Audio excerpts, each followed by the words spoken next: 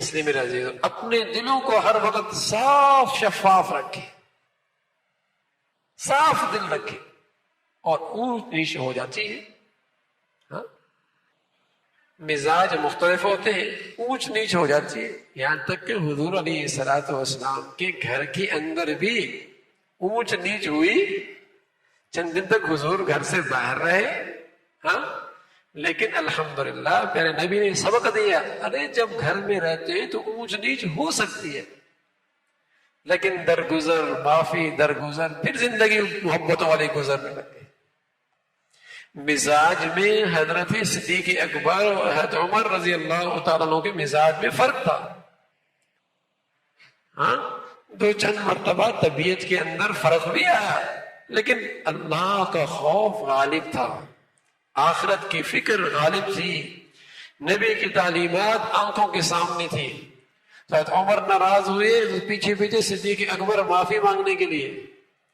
گھر میں جا کر جب عمر نے دروازہ بند کر دیا تو صدیق مایوسی کے ساتھ واپس آیا. حضرت عمر رضی اللہ تعالیٰ کو خیال ہوا کہ صدیق ناراض ہوگا تو میرا کیا بنے گا. وہ پیچھے دوڑ پڑے، کبھی یہ پیچھے معافی کے لیے دوڑ رہے ہیں، کبھی وہ پیچھے دوڑ رہے ہیں. حضور علیہ الصلوۃ والسلام کی خدمت میں ہے کہ اللہ کے صدیق فرما رہا ہے کہ عمر مجھ سے ناراض ہو گیا. حضرت عمر فرما رہے ہیں اللہ کے رسول صدیق مجھ سے ناراض ہو گیا، ان کے بولو مجھ سے راضی ہو جائے. سبحان اللہ. تو اونچ نیچ ہو جائے گی، گھر کے اندر بچپنے آواز آ جائے گی، لیکن اللہ کا خوف ہے تو یہ اس کا تو تعلق رہ نہیں سکتا.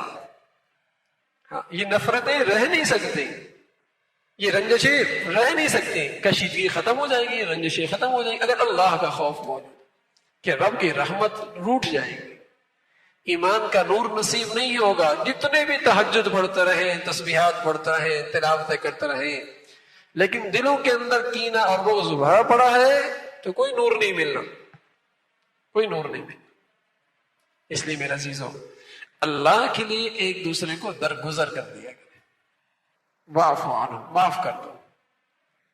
یہ کم از کم آخری درجہ ہے معاف کرنے کا، ورنہ اچھا تو یہ ہے کہ اس کے ساتھ خیر خائی کا معاملہ کرے. اس لیے لکھا ہے کہ اگر کسی کا نقصان ہو اور دل کے اندر خوشی پیدا ہو کہ اچھا ہوا اس کا نقصان ہوا، دل کے اندر خوشی پیدا ہوتا ہے، یہ اچھا ہوا اس کا نقصان ہو گیا. اگر اس خوشی کو پسند کر رہا تو یہ دل کو سیاہ کر رہا ہے، اور کسی کے نقصان پر دل میں خوشی تو پیدا ہوئی، لیکن یہ خوشی کیوں پیدا ہوئی یہ پسند نہیں کر رہا، یہ پتہ نہیں کیوں خوشی ہو رہی ہے اس کے نقصان پر، پسند نہیں کر رہا، لیکن پھر بھی دل خوش ہو رہا ہے اچھا وہ نقصان ہوا. لیکن اس طرز عمل کو پسند نہیں کر رہا، لیکن چونکہ یہ غیر اختیاری ہے پھر بھی دل خوش ہو رہا ہے تو گناہ نہیں ہے. لیکن یہ خاصیت بھی اچھی نہیں ہے. کیوں خوش ہو رہا ہے؟ تو اس کا علاج یہ بتایا کہ جس کے نقصان پر تمہیں خوشی آ رہی ہے اور وہ خوشی بغیر اختیار کے ہے، گناہ تو نہیں ہے لیکن یہ کیفیت اچھی بھی نہیں ہے.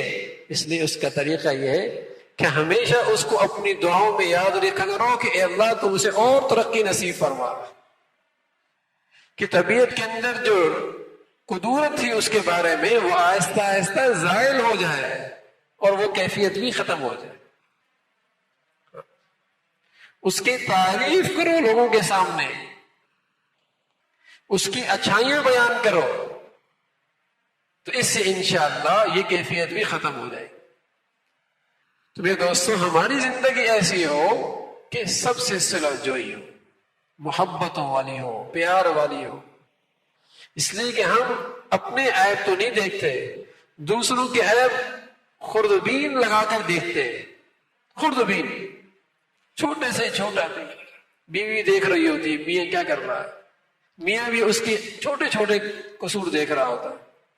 تو میرے دوستوں خوردبین لگا کر زندگی دیکھی جائے گی تو پھر زندگی تھوڑی بنا کرتی ہے.